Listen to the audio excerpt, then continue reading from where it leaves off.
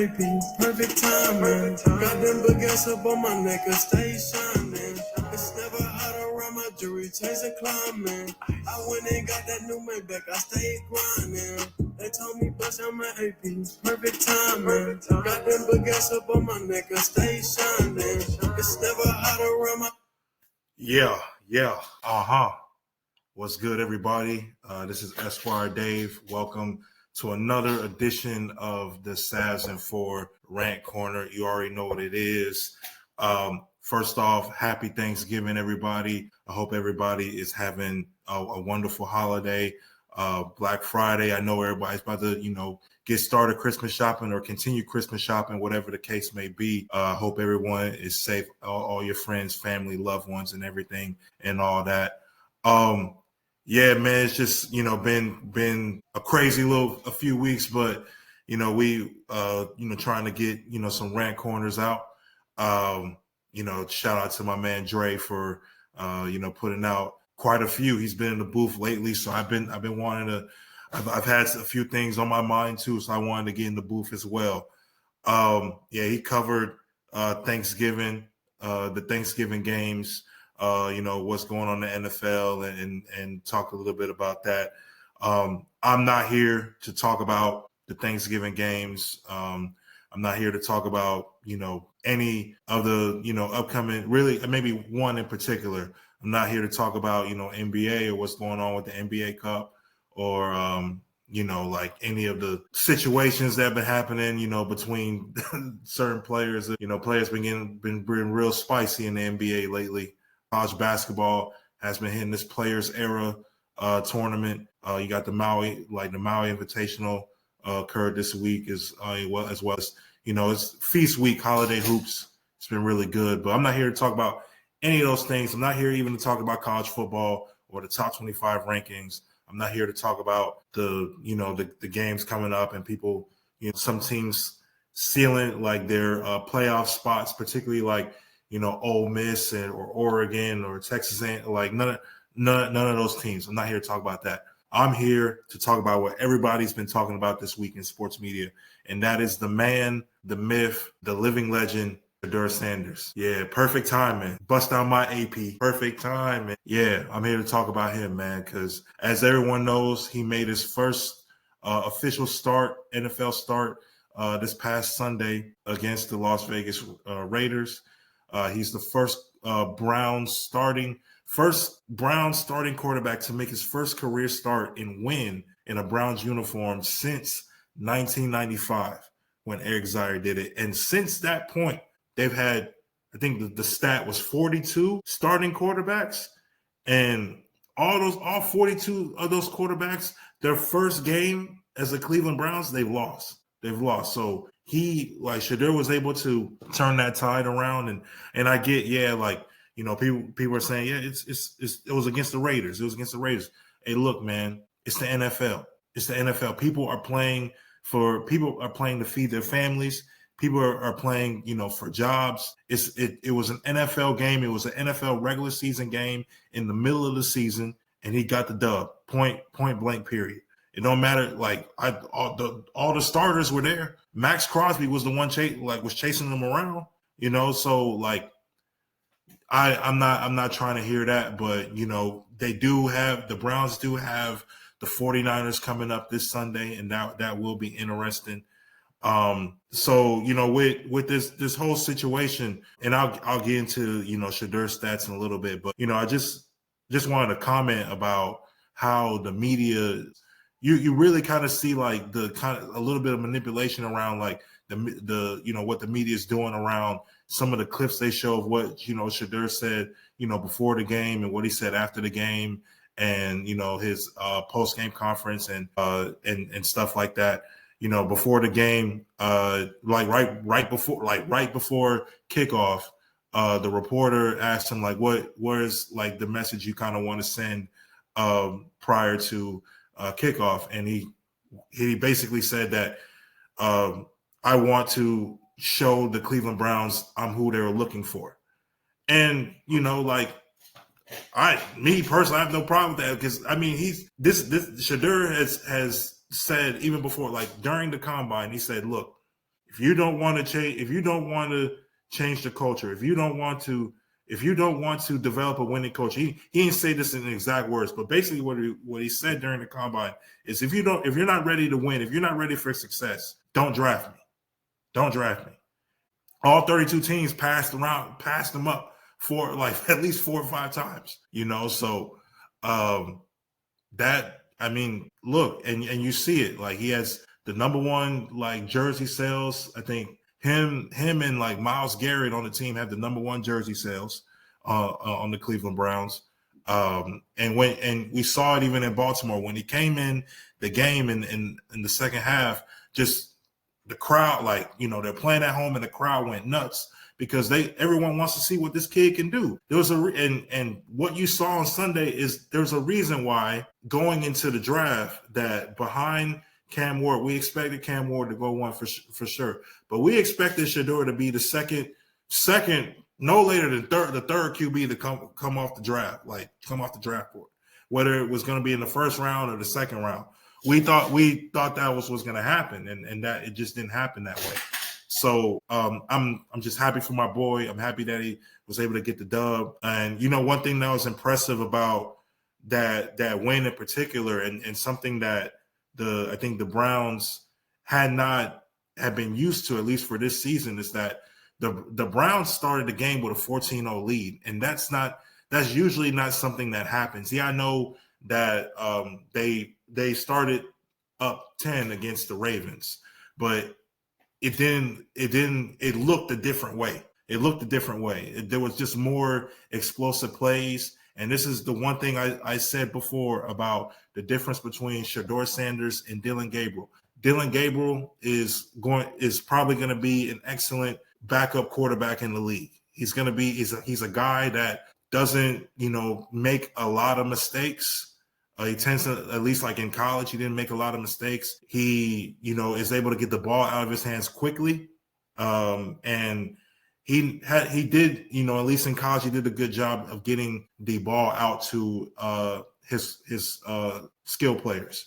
So and with Shedeur Sanders, as far as like the arm talent, the aura that he has, and just the ability to see the field, and he can also be able to stay in the pocket as well, and he can push the ball down the field. He's going to push the ball down the field, and we saw a couple of times even like on 3rd and long, when Dillon Gabriel's in the game, that would normally be like a check down to kind of get some yards, before pointing the ball and play the field position game. But we saw Shedeur Sanders a couple of times, I think on 3rd down, and even went for it on 4th down, at least I think one time, pushing the ball down the field, trying to get an explosive play down the field. So, and when we talk about explosive plays, that's 20 yards or more. So that's the big difference. And and you saw the reaction that Myles Garrett had when that off schedule throw to Isaiah Bond, that probably should have been a touchdown, by the way, like if he didn't get his feet caught up under him. But that was an excellent play. It was off a blitz. Something maybe happened with the slide protection, but he had 3-4 guys coming his way, throwing off his back foot, throwing all the way down the field. That's Dillon Gabriel's longest completion, I think, was 26. I think that play was like at least 40 yards, 40 or 50 yards. So you see the impact there. It just looks different. It just looks different, man. After, a day after the game, I think even after that game, where we were wondering, like, well, is Stefanski going to go back to Dillon Gabriel since he cleared concussion protocol? I wouldn't have been that surprised, because I feel like Stefanski didn't really want to start Shedeur, especially with, when a guy, I get the defense balled out. They balled out. 10 sacks is crazy. 10 sacks is crazy. And Myles Garrett had 3 of them. He has 18 sacks on the season. And there's still like, I think 5 or like 6 games left that they have to play. And he only needs 5 sacks to break the all-time sack record for a single season. That's insane. So I get it. Like, you want to give Stefanski, a game ball to the defense. But my man's just had his first NFL start, got the first Browns quarterback in his first career start to get a win since Eric Zier in 1995.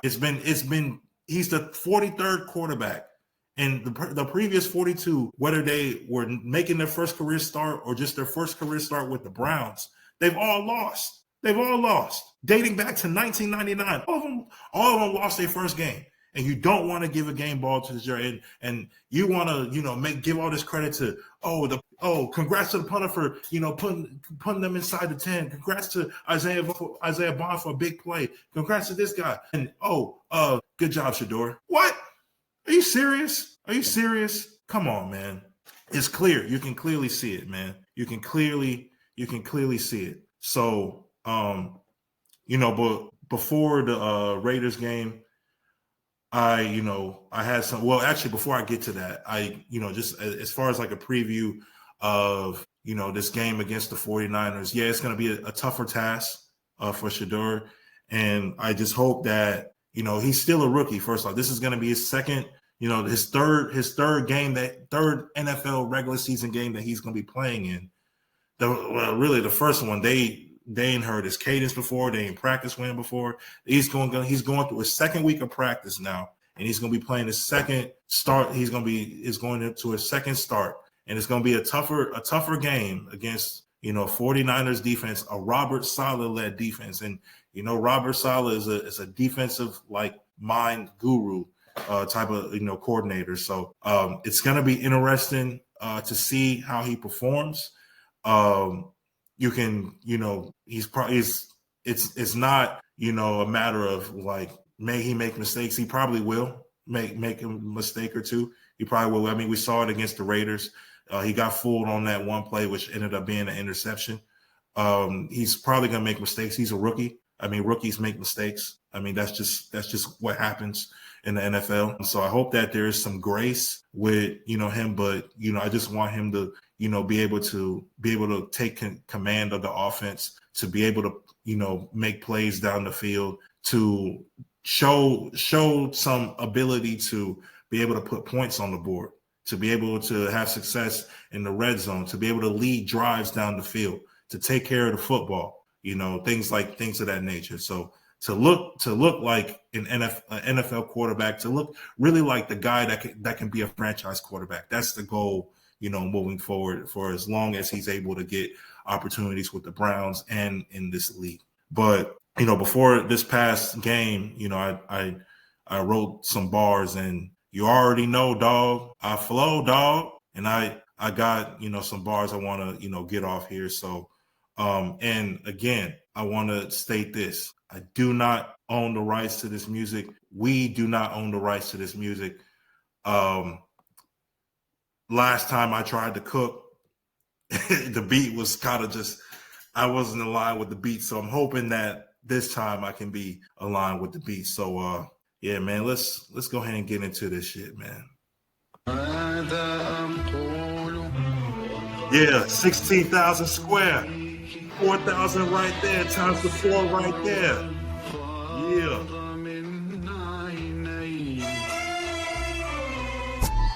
Before the season, we can clearly see it. I be Toyota driven and very strategic. VLD, no diamonds are needed. The fancy mid, so be it. Fucking with this, get something immediate. Just so you don't like body, will help you free it. Then we wait for NFL to leak it. Round mid, so be it. Yeah. Smoke. I'm not going to flow yet. Let me get into the stats real quick. All right, man. So Shedeur went 11 for 20, 209, 1 touchdown, 1 interception, man. So granted, was it a spectacular game?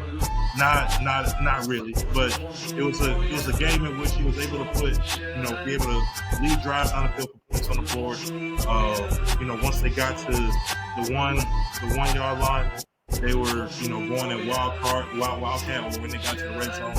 Shout out Keyshawn Jenkins, who's been balling this season. But, personally, I would like to see him get into have Shedeur on the field to get, the ball to the end zone at those times. But it's all good, man. But 55%, I know he's gonna do better, but still a good matchup.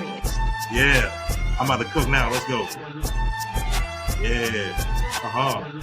Yeah. Front office acting like they run a clinic. QBs dropping every year. Epidemic. Picks wasted. Talents wasted. Then they ditch it. New savings from dog pound. Get evicted. Scouting room. Clown room. It's a convention. Draft is yours. This convention. Bad intention. Talk heavy. No armor. You ain't soldier. This ain't the best part of waking up. No Folgers. Front office. Gamble. Strip knobs. Pay a fortune for a promise. When you ain't watching. You hire. Fire. Panic. Entire. Gables are QB. A damn liar. Legend slip. Double down on mistakes. The QB highlight reel. Different take. Fans loyal. Team losing. It's a pattern. Johnny came. Baker came. You know what happened. This is culture. Yeah. Hey, Stefanski, this for you right here. Stefanski, this for you right here. Hey, ride in front of me. Ride in front of me. Shedeur Sanders took the picture. Ride in front of me. Greater Joe Flacco go right up the street. Any Pickett traded, he didn't need you to eat. Fox CBS gonna call it the way that they see it, but we got the proof of the spirit ain't it. Damn shame that we can't unsee it. Lucky we ain't Team Z it. So be it.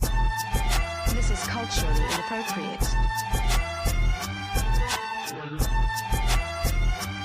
Yeah. Hell yeah. That's how you flow. That's how you flow, bro. Hell yeah. But I appreciate everybody for watching this. If you like this Rant Corner, make sure you hit that like button. Make sure you subscribe to the pod. We appreciate all the new subscribers. If you're new here, welcome to the Sass and 4 podcast. We appreciate y'all for watching. We appreciate y'all for engaging with us. All the views, all the comments, we appreciate it. Especially my man's on our one of our college football shorts. Hey, the guy that was talking about Oregon, I hear you and I identify with you, bro. I identify with you, man. I'm waiting for, I don't believe in Oregon at all, man, but they probably gonna find their way into the playoff, and we're gonna see what happens for sure. But with that being said, we appreciate everybody. Shout out to my guys, Dre, BT, C Note, T Hatch, the GM, Brad. Appreciate holding it down for them.